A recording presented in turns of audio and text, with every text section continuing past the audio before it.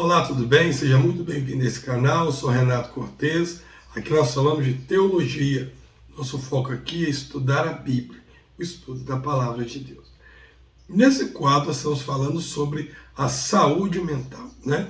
Sobre algumas coisas que têm acontecido ultimamente, que têm atacado a nossa mente, e nós temos procurado ver na Bíblia o que a Bíblia nos orienta para que possamos combater essas coisas que têm agido ultimamente na nossa mente, para que possamos ter uma vida melhor, tá bom? No vídeo de hoje nós vamos falar de um tema muito delicado, um tema que às vezes gera um certo tabu entre os crentes, então nós vamos falar com muito respeito, com muita reverência, tá? Que é a luta contra a depressão, tá? A luta contra a depressão. É a esperança em meio à escuridão. Você vai entender por que isso aqui. Deixa o like no vídeo, tá? Para poder estar me ajudando. Se inscreva no canal se você não for inscrito e gosta de conteúdos como esse, e compartilha com aquele amigo seu que não está com a cabeça muito boa, está com muitas preocupações na cabeça, sabe? Está com a mente muito aflita. Compartilha esse vídeo com ele, eu tenho certeza que vai ser bênção para a vida dele também, tá? Então vamos lá. Nós vamos basear, pessoal, no capítulo 19 de 1 Reis. Então, se você puder, já deixa sua Bíblia aberta aí, 1 Reis, capítulo 19, e a partir daí nós vamos comentar alguma coisa sobre depressão, tá? Então, a depressão é um dos maiores desafios emocionais enfrentados pela humanidade. Embora muitos considerem um fenômeno moderno, né? Encontramos na Bíblia exemplos claros de personagens que enfrentaram sentimentos profundos de tristeza, desânimo e desesperança. Elias, o grande profeta, é um desses exemplos. A sua história, especialmente em 1 Reis 19, nos oferece um relato rico em lições para lidar com a depressão e encontrar esperança. Então veja bem, eu usar o termo depressão para falar de Bíblia, eu sei que é anacrônico, porque o termo depressão é um termo novo, né? Eu não pesquisei antes do vídeo para falar isso aqui, senão eu teria essa informação, mas o termo depressão é um termo bem recente.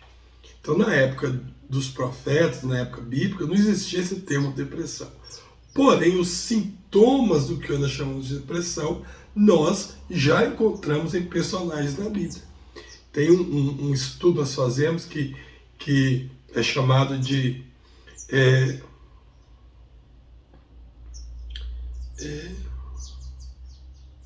psicobiografia, né? Que é um estudo psicológico sobre a vida de alguns personagens, e ali você consegue descobrir muitas coisas sobre aquele personagem, baseado na sua vida, no seu contexto, naquilo que ele viveu. Então, baseado nisso, nós conseguimos ver alguns personagens na Bíblia que apresentam problemas de depressão, embora o nome depressão não havia ainda nos tempos bíblicos. Ficou claro para você? Então vamos lá. Qual que é o contexto de Elias aqui no capítulo 19, para você entender o momento que ele chegou? Elias era um profeta poderoso, acredito que todo mundo que vai estar me assistindo conhece Elias, ou a maioria vai conhecer. E ele tinha acabado de testemunhar a manifestação de Deus no Monte Carmelo, onde os profetas de Baal foram derrotados. Você lê isso lá em 1 Reis capítulo 18, do versículo 20 ao 40.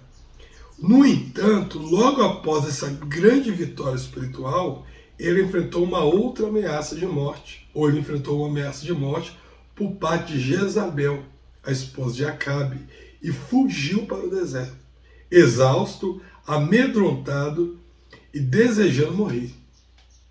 Então ele veio, sabe, de um período sendo usado por Deus e pregando a palavra, milagres acontecendo, milagres físicos, sobrenaturais acontecendo. Quando ele tem seu último embate ali com os profetas de Baal, no Monte Carmelo, né, que eles oram ali até meio-dia e não acontece nada, e Elias ora e cai fogo do céu, respondendo à voz de Elias.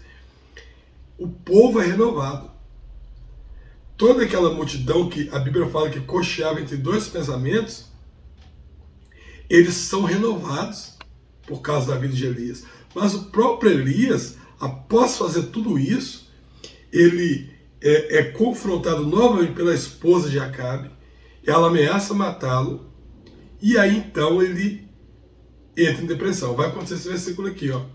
Ele mesmo, porém, se foi ao deserto, caminho de um dia, veio, se assentou debaixo de um zimbro e pediu para si a morte. E disse, já basta, Senhor, toma agora a minha vida. Olha só, ele queria suicidar.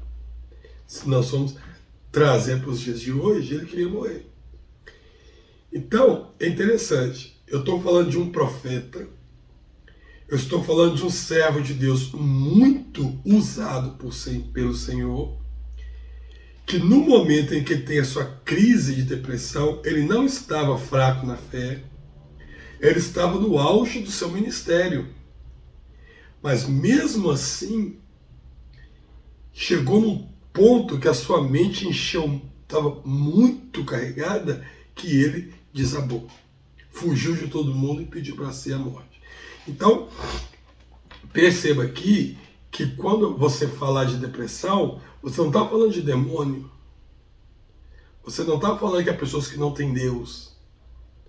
Porque começou a ficar muito claro, muito difundido, que depressão é uma doença do diabo. E que se você tem depressão, que você não tem Deus. Porque quem tem Jesus não tem depressão. Então, se quem tem Jesus não tem depressão, né, quem tem Deus não tem depressão, o que eu faço com esse texto de Elias? Porque aqui Elias tinha acabado de ser usado. Um milagre sobrenatural. Se esse milagre não foi de Deus, foi de quem? Então ele tinha Deus na vida dele. As pessoas que cocheavam entre dois pensamentos, elas agora começaram a clamar em uma só voz. Só o Senhor é Deus por causa do ato de Elias. Então, sim, Deus estava com ele. Ele tinha Deus, mas mesmo assim ele teve um quadro de depressão. Tá? Então ele já começa desmistificando que depressão, assim como a ansiedade, é um mal da natureza humana que pode acontecer na nossa saúde mental. Mas isso não é símbolo de demônio que você está afastado de Deus. Quantos irmãos têm perdido, às vezes até, né, a vida por causa dessas situações? Porque na concepção dele, ele não pode admitir que está em depressão. Então você tem pastores hoje aí vivendo depressões profundas. Mas é porque entendem que não podem fraquejar, não podem admitir esse tipo de coisa. Esse episódio então revela que até mesmo aqueles com grandes realizações espirituais podem sim ser vulneráveis a momentos de profundo desânimo. Só reitero, né?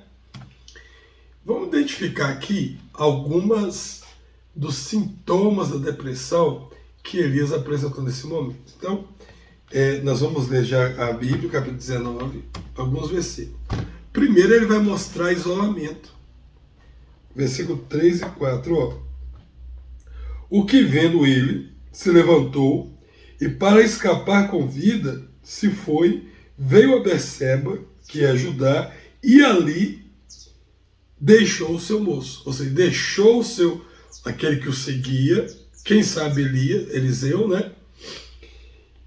Deixou ali o seu moço, e ele se foi ao deserto, caminho de um dia, e veio, e se assentou debaixo de um zimbro, e pediu em seu ânimo a morte, disse, já basta, Senhor, toma agora minha vida, pois não sou melhor do que os meus pais.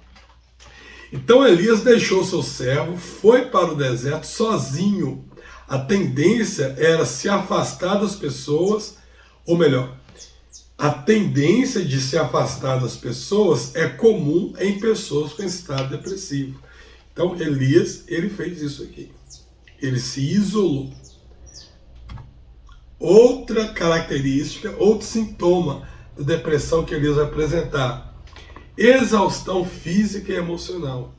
Ele andava cansado ao ponto de pedir a morte. A fadiga extrema pode ser tanto uma causa quanto um sintoma de depressão. É muito comum em pessoas com depressão a expressão eu não aguento mais, ou eu já não aguento mais, eu já não suporto mais, já é muito para mim, já chega, né? Ou seja, muitas vezes essa fadiga, né, essa fadiga extrema é um sinal exatamente da depressão. Outro sinal que nós identificamos em Elias foi a perda do propósito.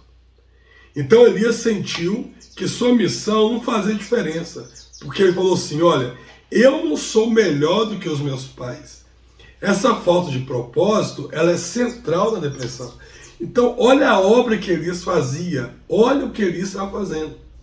Então você tem, por exemplo, se você pegar os profetas da Bíblia e você analisar todos os profetas na Bíblia, você vai ver que pelo menos dois teve uma mudança.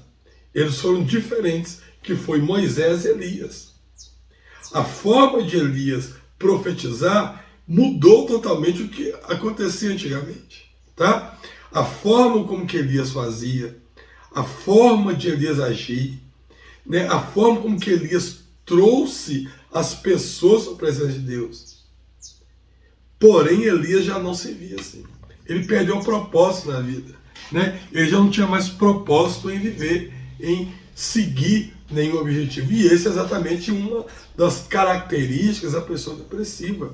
Às vezes a pessoa é melhor do que faz, mas para ela, o que ela faz não tem valor nenhum, ninguém gosta, né? Para ela aquilo não tem importância, ela está incomodando, então ela perde o propósito de viver. Então não tem ânimo mais de fazer nada, não tem. Geralmente essas pessoas gostam muito de ficar deitadas, né? Que a moça está deitada, dormindo, por quê? Porque não tem propósito em fazer mais nada. Para ela, tudo que ela vai fazer, perdeu o sentido da vida. Mais um aqui, pensamentos, né, de partir, vamos dizer assim, como um eufemismo. Então Elias, ele desejou que Deus encerrasse a sua vida. Esse é um sinal crítico do sofrimento emocional extremo, tá? É um sinal já bem elevado de quem já está numa depressão bem alta aí. Mas nós vamos ver que Deus, ele cuida de Elias. Assim como eu falei para você que a Bíblia ela preocupa com a nossa saúde mental, então você vê um exemplo aqui. Repito, a Bíblia não fala, o nome depressão é anacrônico à história, mas os sintomas estão aqui. Eu mostrei para você em Elias aqui todos os sintomas de um depressivo. Mas agora você vai ver como que Deus cuidou da depressão de Elias naquele momento. Então a primeira coisa que nós vamos ver Deus fazendo ali através do anjo foi dar atenção ao corpo. Então antes de qualquer conversa, o que Deus fez? Deus providenciou descanso e alimento para Elias. Ele enviou o anjo que o encorajou a comer e a descansar. Muitas vezes as questões emocionais estão ligadas ao cansaço físico. Priorizar o descanso, a alimentação equilibrada e cuidar do corpo é essencial para lidar com a depressão. Então, o anjo, o que o anjo faz? O anjo chega com o alimento e dá para Elias. Elias estava o quê? Dormindo. Né? Característica, falei para você, característica de depressivo. Elias acorda, vê o anjo, pega o alimento, come aquele alimento. O que Elias faz? Vai dormir de novo. O texto a entender que o anjo espera Elias dormir mais um pouquinho. O anjo dá um tempo para Elias, aí passa um pouquinho, o anjo acorda ele de novo e dá para ele de novo, mais, oferece novamente alimento para ele. E aí a palavra diz que ele vai alimentar e com a força que ele alimenta, ele levanta e caminha até o monte de Deus. Então versículo 5 ao 7, né? Eu não li essa parte. Deitou-se ele e dormiu debaixo de um zimbro, e eis que estando lá, um anjo tocou e disse, levanta e come. Ele olhou, e eis que a sua cabeceira estava um pão cozido sobre as brasas, uma botija de água comeu, bebeu e tornou a deitar-se. Olha lá, tornou a deitar. O anjo desse tempo para ele. O anjo do Senhor tornou segunda vez e o tocou. Elias, come mais um pouco. Entende? Come mais um pouco, acorda. E o tocou e disse: levanta-te e come, porque muito comprido te será o caminho. Você já percebeu que às vezes as atitudes são diferentes? Geralmente, você encontra uma pessoa depressiva, a pessoa está caída. Por que você está parado aí, rapaz? Levanta dessa vida, levanta, sai dessa cama. E às vezes a pessoa dorme. Não vai dormir não, levanta agora, vamos. Porque na nossa cabeça, às vezes a gente pensa que você fica colocando a pessoa para cima, para frente e tal, aquilo vai fazer a pessoa se despertar. Não levanta, não pode ficar deitado não, vamos. Mas não tem como você querer pegar um saco vazio e deixar ele em pé. Tem que ser com cuidado e com atenção. E muitas vezes, mais do que uma motivação, do que fazer a pessoa levantar e sair sem nem saber o que está acontecendo, é você esperar o tempo daquela pessoa. Elias, no segundo alimento que ele comeu, ele levantou e se foi. Mas tem pessoas que às vezes precisam de dormir de novo, 3, 4, 5, 10 vezes. Cada um tem o seu tempo. E nós temos que saber entender o tempo do depressivo. Tá? Você tem que ter essa sabedoria de oferecer o alimento, mas deixa ele ali descansando. Dá o tempo para ele. Deixa ele absorver aquilo. Tá bom? Permissão para processar as emoções. Então, outro modelo de restauração que Deus faz com Elias, permissão para que Elias possa processar essas emoções. Então Deus não repreendeu Elias por sua tristeza, dizendo: o que é isso, rapaz? Por que você está assim? Não. Em vez disso, ele o convidou a falar: que fazes aqui, Elias? Ele o convidou. Olha, interessante. Então, reconhecer as emoções, nomeá-las, expressá-las, é o primeiro passo para a cura. Deus nos convida a levar nossas preocupações, dores a Ele, sem medo e sem julgamento. O que você está fazendo aqui, Elias? O que aconteceu? Certo? Levanta daí, rapaz. Percebe? Não, você é um homem valoroso, a igreja precisa de ser lá, vamos. Não. Olha a diferença. O que foi? Deus dá uma brecha para que Elias converse, se abra, processe aquelas emoções que estão dentro da sua mente. Tá? Tem mais? Tem. Vamos lá. Reorientação da perspectiva. Então Elias acreditava que estava sozinho e que o seu trabalho era inútil. Mas aí Deus revelou para ele que havia 7.000 em Israel que não havia se curvado a Baal. Versículo 18. Versículo 18 aqui, ó. Também eu fiz ficar em Israel 7.000, todos os joelhos que se não dobraram a Baal, e toda a boca que o não beijou. Então, a depressão frequentemente distorce a realidade, fazendo a gente sentir isolado e sem valor. Então, reenquadrar a pessoa na perspectiva com a verdade pode trazer alívio e esperança. Elias não estava sozinho, o trabalho dele não era sem valor, mas para ele aquilo não estava adiantando de nada. E uma nova missão. Olha só, Deus não apenas restaurou Elias, mas também deu uma nova tarefa: ungir novos líderes e discipular Eliseu. Versículo 15 e 16.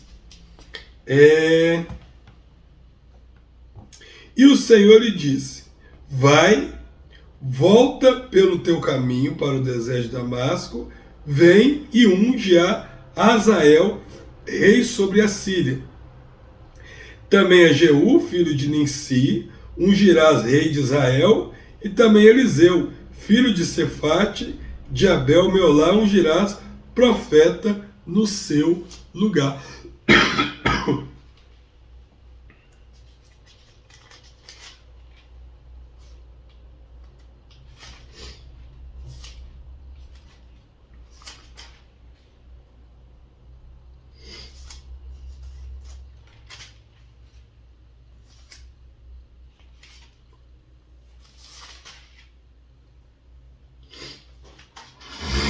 Então encontrar um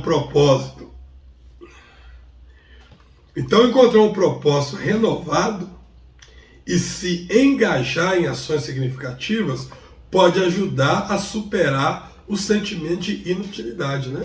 Então, a pessoa depressiva, ela reencontrar funções para fazer, trabalhos, tarefas, lógico que dentro de um limite, isso pode tirar essa sensação de inutilidade, de ser inútil e reintegrar essa pessoa de novo a uma vida, a uma mente mais saudável.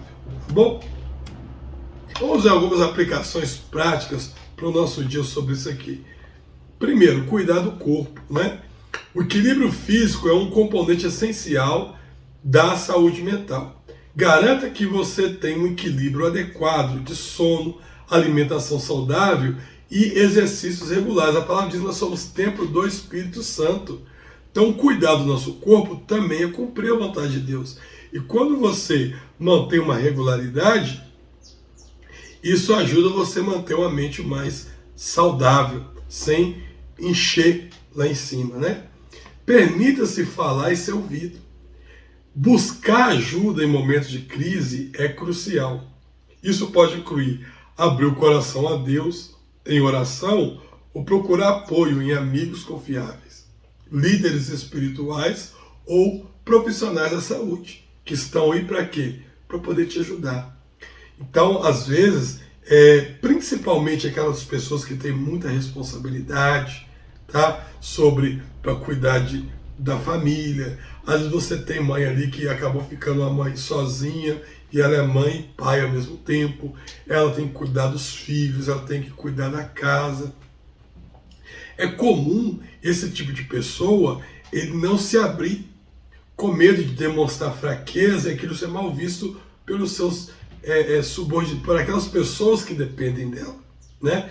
Mas a palavra nos orienta que você deve se permitir falar, se abrir, porque isso também te ajuda a combater a depressão.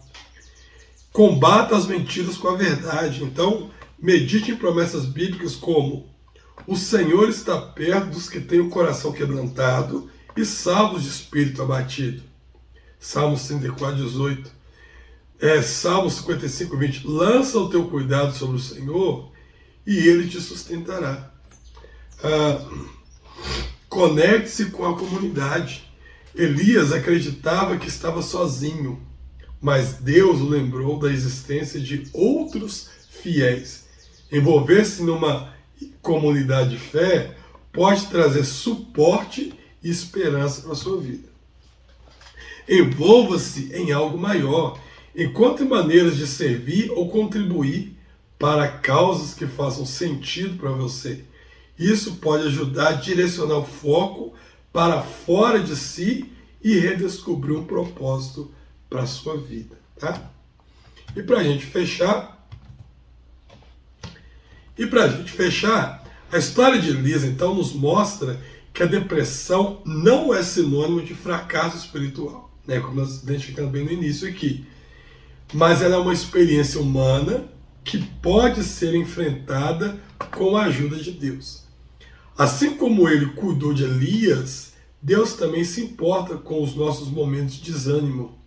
Ele nos oferece descanso, orientação e um propósito renovado para que possamos continuar nossa jornada. Que você possa ter aprendido alguma coisa aqui. Se ficou com dúvida, volta a assistir o vídeo novamente. Quem sabe você tem um colega seu, um conhecido, que passa por esse momento, e esse vídeo pode ser bênção, compartilhe com ele. Incentive ele a estar assistindo também. Deus te abençoe, fique com Deus e até o nosso próximo encontro.